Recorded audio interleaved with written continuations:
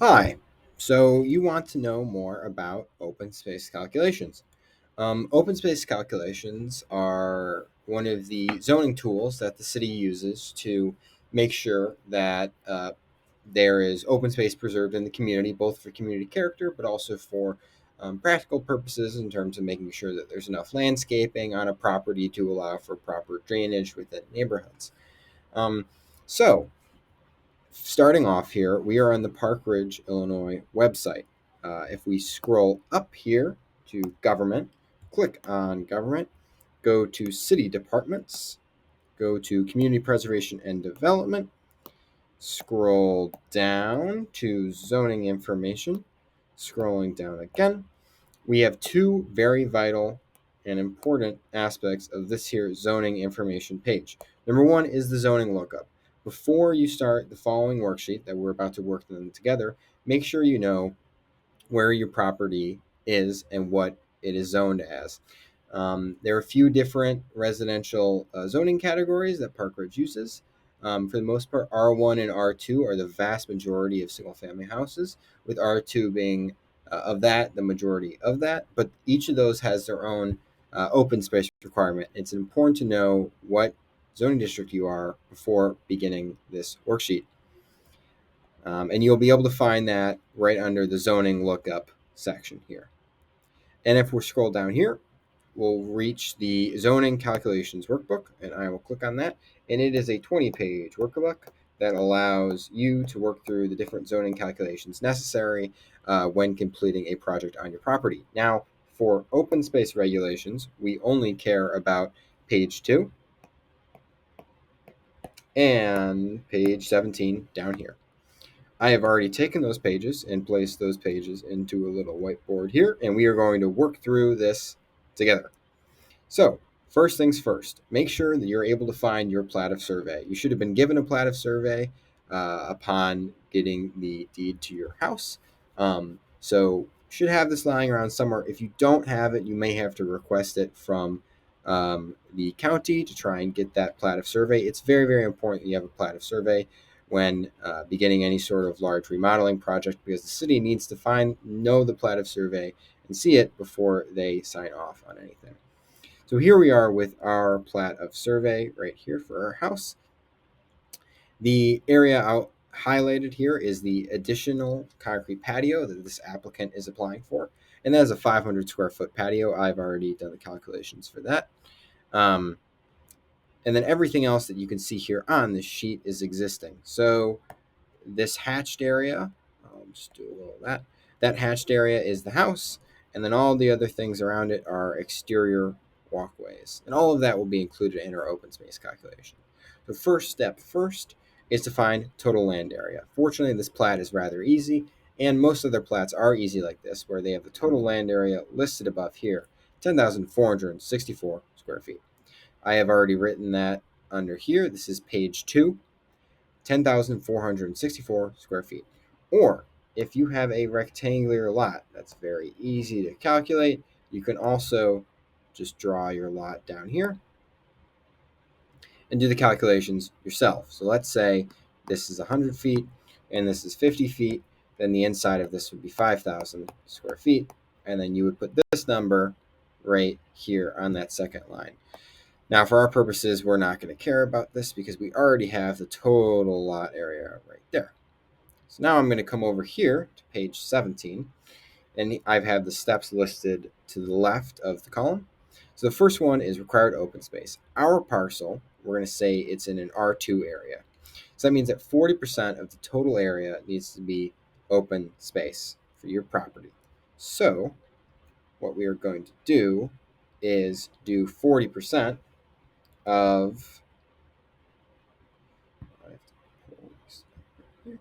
40% of 10,464, which we are going to pull up right here. 10,464 times 0.4 equals 4,185, which I'm going to type right here, 85. Next is to find the area of lot coverage by all buildings and structures. So this is anything that's covered by a roof. That could be a shed. That's the house. It could be a covered walkway, etc. I've already completed most of this off to the left here under lot coverage, but we're going to do one or two more calculations right here.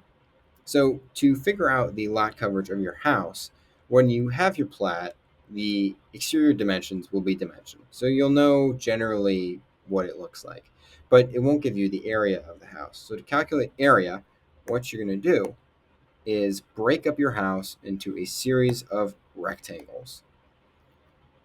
I've already done that here. And then individually calculate the area of those rectangles. An area here is the length times width, which will give you your area. So for instance, this piece right here, which I am doing in right here, is 27 feet this way and 36 feet this way. And then I've already completed the calculations. That's 979 feet there. I've already done all of that. And then we will complete this one right down here together real quick. So for instance, this is 21 feet. That would be lengthwise. And then 21.45 times the widthwise of 11.63, which gives us 249 feet. So now I'm going to put that 249 over here. And now we can calculate lot coverage, which I'm going to do real quick right here. So 511.92 plus 30 plus 84 plus 979.7 plus 249 equals 1,854. This number is going to come over here, and we're going to put this right here, 1,854, right in section 2. So we've already completed 2 steps. Now we're going to step 3. That's all impervious surfaces. So this includes your driveway, all walkways, existing patios, any sort of gravel patch, anything that cannot be permeated by water. So that'll be our impervious surfaces. Now, it's important to remember that when calculating this section, you want to include both the project that you're applying for instance, this concrete patio here, and also your existing walkways. So I've already completed most of those. We can see that the driveway number is right here. That's 484 feet. These walkways, that's 96 square feet. This one's 136 square feet. We have 40 square feet here for that little area here. And then the final calculation that we're going to do, this one together, is this walkway. This walkway is 4 feet wide. This is a brand new walkway that the applicant wants to build. That's 4 feet wide. And then it's 20 feet that way. This way is 20 feet and 15 feet this way. So to do this calculation, we are going to do 20 times 4, which is 80. Once again, I'm breaking this walkway into 2 separate rectangles. There's one rectangle here, and then there will be one more here. So we have 2 separate rectangles. That's 80. And then since this is 4 feet, that means that this distance here is only 11 feet. So then we'll do 11 times 4. It's the walkway of the 44. So then we get 124 in total for this combined parcel, 124 feet. And I'm going to add that over here. And now we are going to do this calculation real quick. Clear. 484, that's our driveway, plus these existing walkways.